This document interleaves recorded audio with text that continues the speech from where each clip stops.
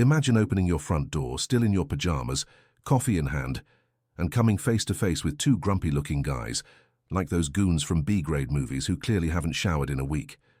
Fake badges hanging on their chests, poorly, printed with fonts straight out of Word 97, and they're staring at me like I'm the neighborhood's most wanted criminal. The crime: painting my fence sky blue. Yes, sky blue, the color that apparently threatens world peace. They looked at me and said, with voices rehearsed in front of a mirror, "Ethan Carter, you're under arrest for violating the neighborhood's aesthetic code." I almost spilled my coffee laughing, until I realized they were dead serious. Crazy, right? Well, it happened to me. My name is Ethan Carter. I'm a federal agent, the kind who's been through shootouts, taken down corruption, rings, and still made it home in time to catch the game. But nothing, absolutely nothing, prepared me for the war declared by a psychotic neighbor named Rachel Hayes. Rachel is the type who measures everyone's grass with a ruler, takes notes on who leaves their trash out for more than 5 minutes, and believes the entire neighborhood is her private kingdom. It all started with a $200 fine because my fence was non-compliant. Then came the ridiculous threats, anonymous letters, in her handwriting obviously, complaints to City Hall, and even a surprise visit from those two clowns dressed as inspectors. She had no idea who she was messing with. I could have ignored it, let it go, painted the fence a boring beige and moved on.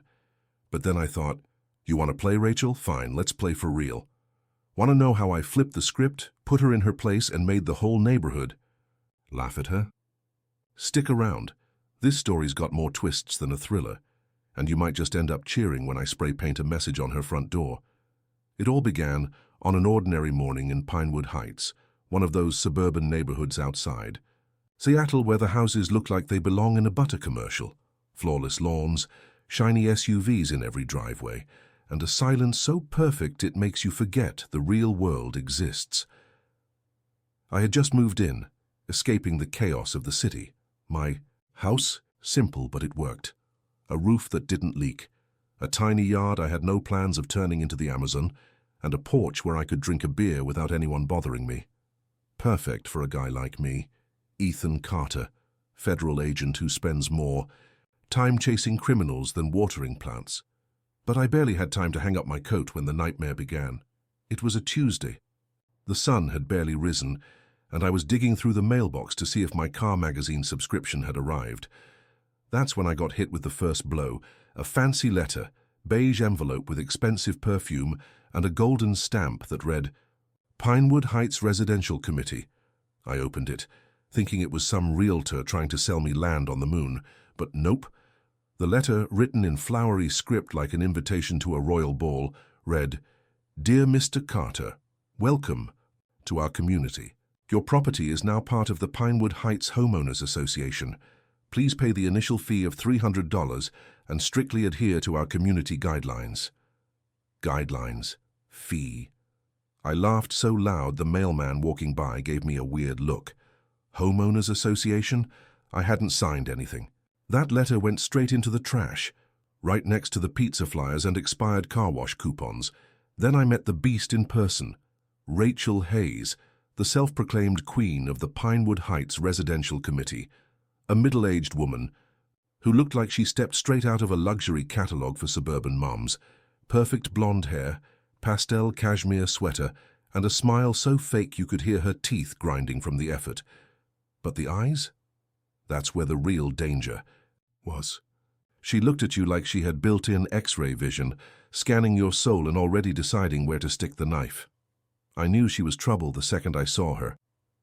It was a Saturday morning, the kind of day when you just want peace to read the paper and pretend the world doesn't exist. I stepped outside in flip-flops, hair still a mess, and there she was, planted on my sidewalk like a vengeful wax statue. In her hand, a clipboard that probably listed every sin committed by every resident on the block. On her feet, low heels that clicked on the pavement like a ticking time bomb. "Good morning, Ethan," she said in this syrupy voice, clearly rehearsed to sound friendly, but it just made me check if my wallet was still in my pocket. How did she know my name? I hadn't even shaken her hand yet. "I noticed you ignored our notice," she continued with that glued-on smile. Here in Pinewood, we have standards to maintain. I crossed my arms and leaned against the doorframe, letting the silence hang heavy for a few seconds before replying. Rachel, let's make one thing clear. I'm not part of your little rulebook club. My house, my rules. If I want to paint my roof purple and raise chickens in the backyard, that's my business. She didn't even blink. The smile stayed, but her eyes hardened, like I had just challenged the Queen of England to a duel. She lowered the clipboard, scribbled something with a pen that probably cost more than my couch, and said, as calm as a psychopath, plotting her next move, "You'll change your mind, Ethan. Everyone does." Then she turned around, her heels echoing down the street like war drums. In that moment I could have laughed it off, but something in the way she walked, the confidence of someone who already had plans B, C, and D, made me realize this wouldn't end with a few verbal jabs. Rachel Hayes wasn't just an annoying neighbor. She was a force of nature, with a clipboard and a goddess complex. After that sidewalk showdown, it was like I had lit a match and tossed it into a gas tank. Rachel didn't just accept the challenge, she turned it into a full-on war, and I became public enemy #1 in her Pinewood Heights kingdom. The next day, boom, another letter in my mailbox. Perfect envelope with that same golden stamp that was starting to give me a nervous twitch. I opened it, expecting more nonsense about standards, and bingo, $150 fine for misaligned. Shrubs. Shrubs? I looked at my yard and saw 2 scrawny little plants, more moss than actual vegetation. I didn't even know they were there until that moment. I tore the letter up and tossed it in the trash, laughing at the sheer audacity. But Rachel didn't stop there. 2 days later, another fine, $200 for improper parking. My truck was parked in the garage, perfectly aligned, with enough space around it for a full-blown carnival parade. I checked the city rules. There was nothing about that. It was pure fiction. I tossed it in the trash again, already imagining her sitting in a candle-lit room, cackling like a soap opera villain while writing up these fake violations. And then the grand finale, $300 for excessive noise. I nearly choked on my coffee. I work until midnight, drag myself home half dead, and barely have the energy to turn on the TV, let alone make noise. The only excessive noise around here was the sound of my patience crumbling into dust. It was clear Rachel wasn't just testing me. She was building a case, like I was some international criminal who dared to breathe in her precious neighborhood. Each letter was an Oscar-worthy piece of fiction, and I could practically picture her coming up with these accusations while sipping tea with the other housewives on the committee, all nodding like she was hatching a genius plan. But I wasn't. Backing down, I don't bow to cartel bosses, let alone clipboard tyrants, so I did what any sane person would do. I threw every one of those fines in the trash, crumpled them up for good measure, and went on with my life like nothing had happened. Well, I tried. Because Rachel, she wasn't letting go that easy. That was just the warm-up. And when she cranked things up, I realized this had gone from annoying neighbor to enemy that needed to be taken down. In the days that followed, the neighborhood turned into a theater of the absurd, and I was the unwilling main character. I woke up one morning to the sound of cans rolling. I went outside and my lawn looked like a post-New Year's Eve dumpster. Beer cans, ripped up trash bags, even a banana peel dramatically tossed in the center, like someone was trying to send a very artistic message. I didn't have teenage neighbors or any obvious enemies, so there was only one person to blame. The next day my mailbox was crushed, with deep dents that screamed baseball bat, or maybe a hammer in the hands of someone with pent-up rage and a plan. I didn't need a federal badge to connect the dots. Rachel was getting her hands dirty now. And the neighbors? They started treating me like I had the plague. People who used to wave from across the street now crossed it when they saw me, heads down, quick steps. One guy even let his dog pee on the corner pole and ran off before I could say hi. The vibe was off, but I didn't realize how bad it was until I ran into Jack at the grocery store. Jack's a good guy, one of those backyard BBQ types who'd lend you a drill without asking questions. He lives 2 blocks down, drives the same truck as me, and was always my unofficial ally around here. I grabbed a box of pasta from the shelf, turned to chat, and he looked at me like I was a wet stray. "Dog, Ethan," he said, lowering his voice like he was afraid someone might hear. "Rachel's telling everyone you're a troublemaker. Says there's a lawsuit against you for breaking the committee rules. It's bad, man." I almost dropped. My cart right there, pasta still in hand like a sad little weapon. Lawsuit? That was a punch to the gut. Rachel wasn't just faking fines or trashing my lawn. She was going full scorched earth, spreading lies to isolate me like I was the villain in some low-budget telenovela. I could picture her at the last committee meeting, slamming an imaginary gavel and charming the neighbors with that crocodile smile. "Ethan Carter is a threat to our peace, folks. Let's remove him like a weed." And the worst part, it was working. But I wasn't about to let her turn me into the monster of the story. If she wanted a dirty war, I was ready to show her I could play that game better. Then came the cherry on top, the grand finale of the insane opera Rachel Hayes had been directing with all the grace of a B-movie villain. It was a regular morning.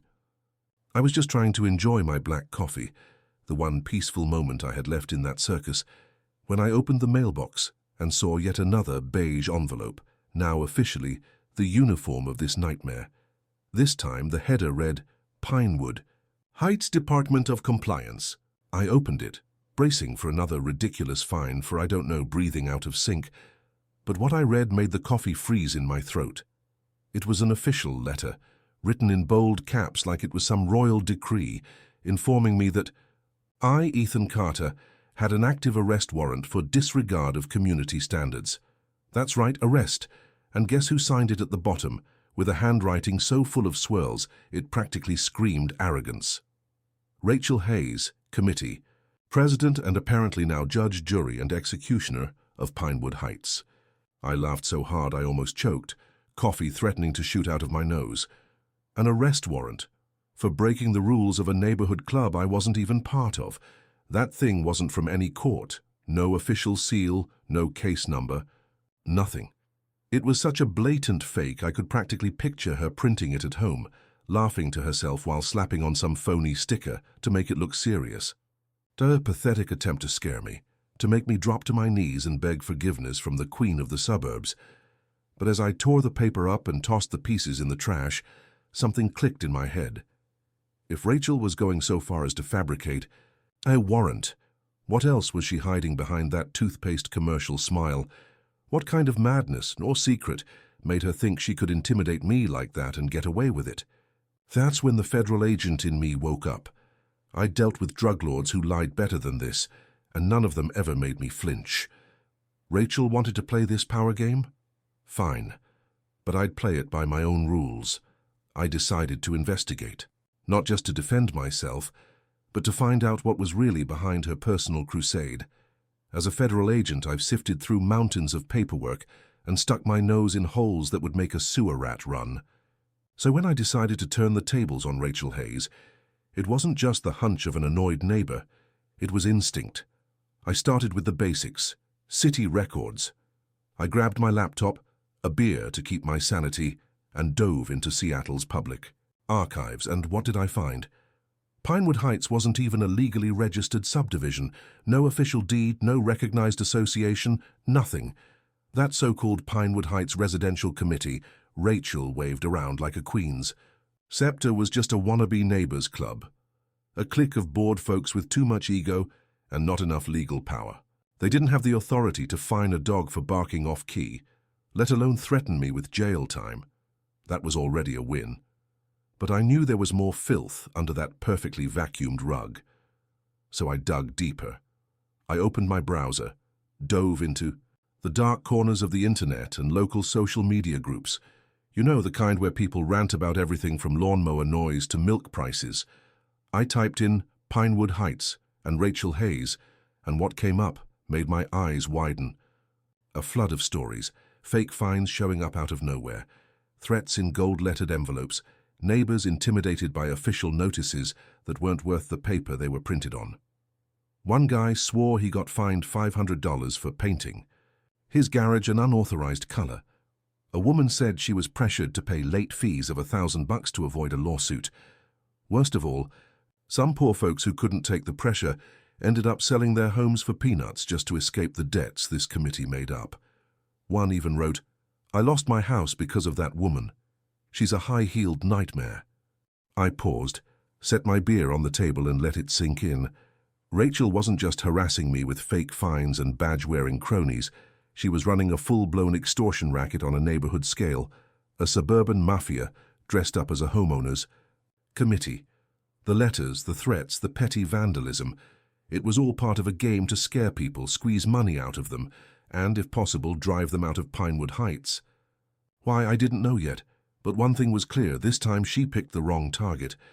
I wasn't going to be just another sob story on a neighborhood forum. I was going to dismantle her house of cards, one piece at a time.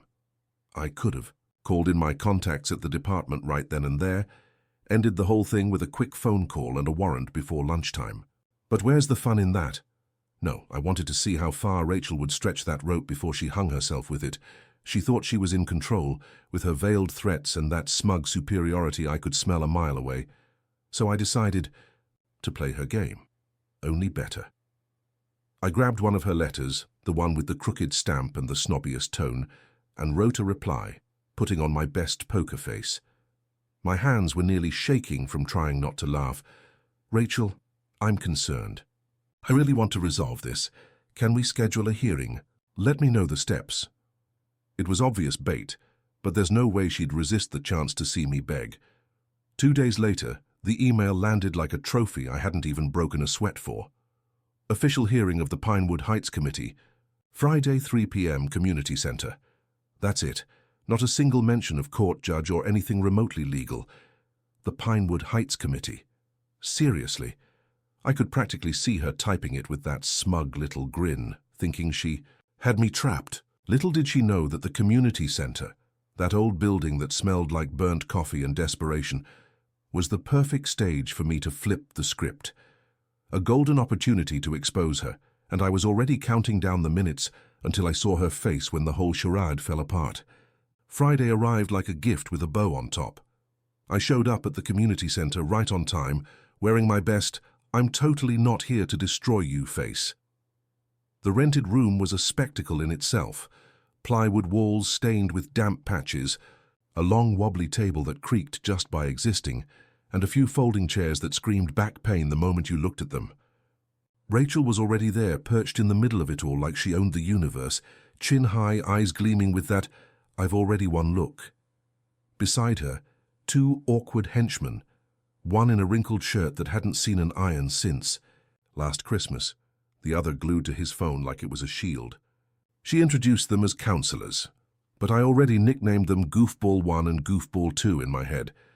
And the best part, a tiny wooden gavel sat on the table, the kind kids use when playing court, which she held like a royal scepter.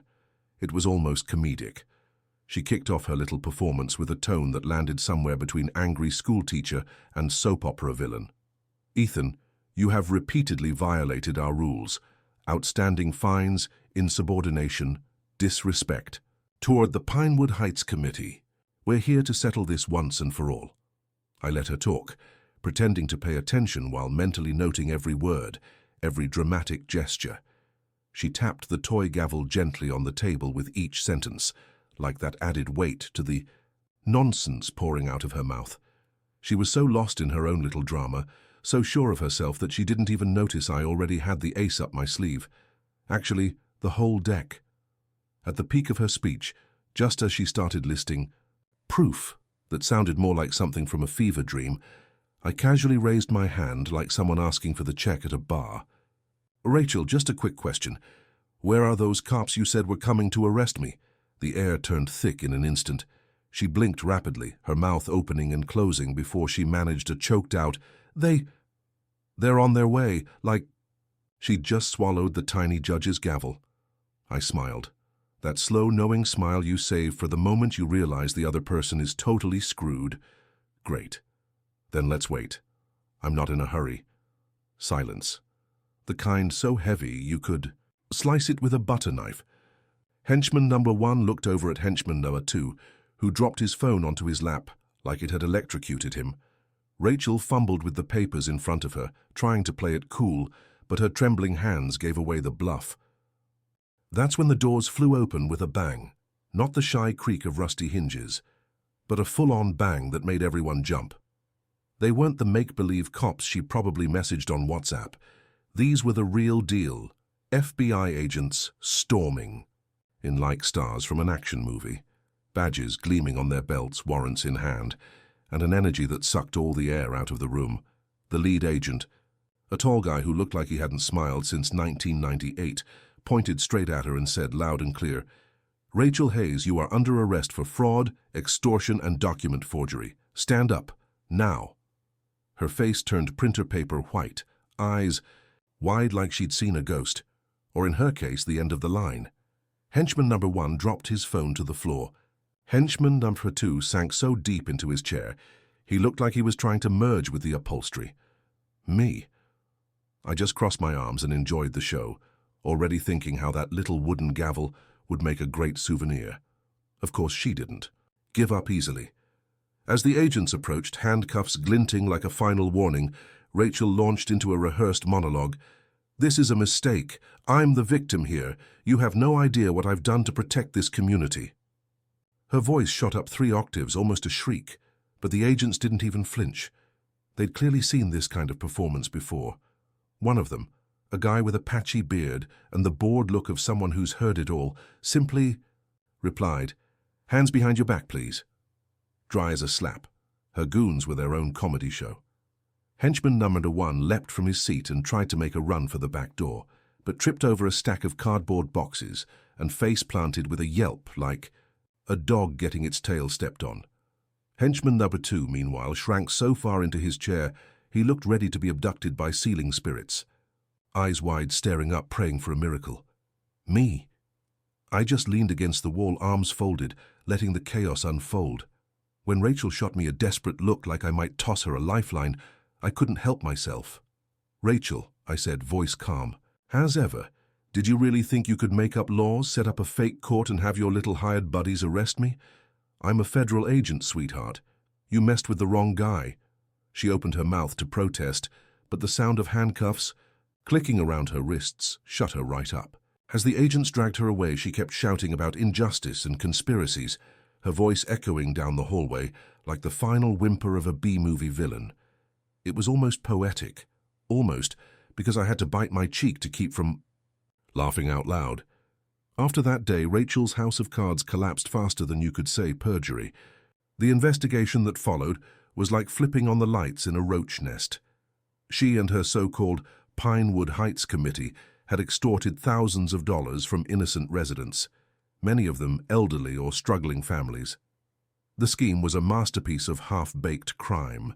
Forged fines for made-up violations like improper lawn length or incorrectly stored trash, paired with fake eviction notices sporting bogus stamps and official-looking seals. The worst part? When someone couldn't pay, they'd sell the homes. To buyers connected to the scam, a circle of vultures profiting off other people's desperation. And it gets better. A local judge, a pudgy guy who'd sign anything Rachel gave him in exchange for fat envelopes, also got caught in the net. He thought no one would notice his chicken scratch signature on documents that weren't even remotely legal. Within a week, the committee was disbanded, or what was left of it anyway, since it was just a fancy name for a backyard crime ring. Within a month, Rachel was behind bars, facing a mountain of charges from federal fraud to aggravated extortion. The trial was quick. The evidence was overwhelming.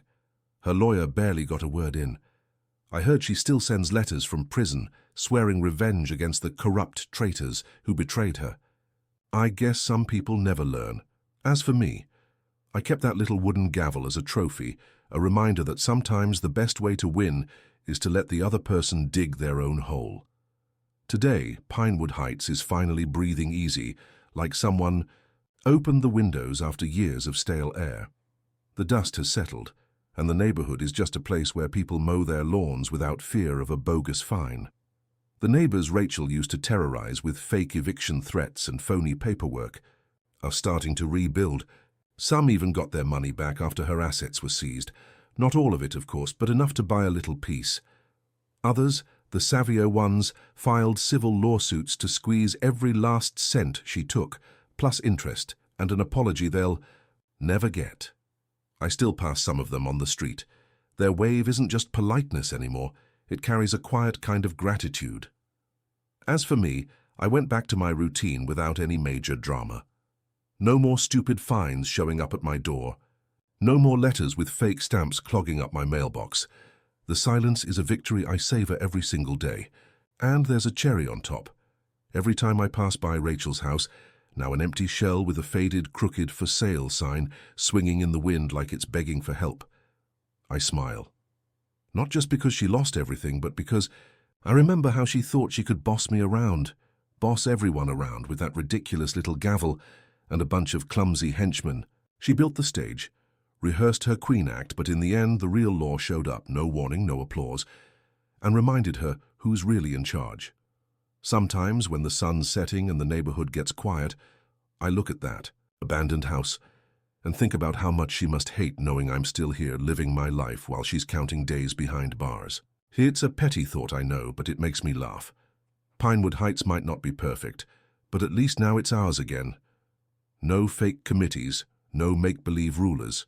Just us, some overgrown lawns, and the freedom not to give a damn about them. So what did you think of this whole saga? Ever had to deal with a control-freak neighbor like that?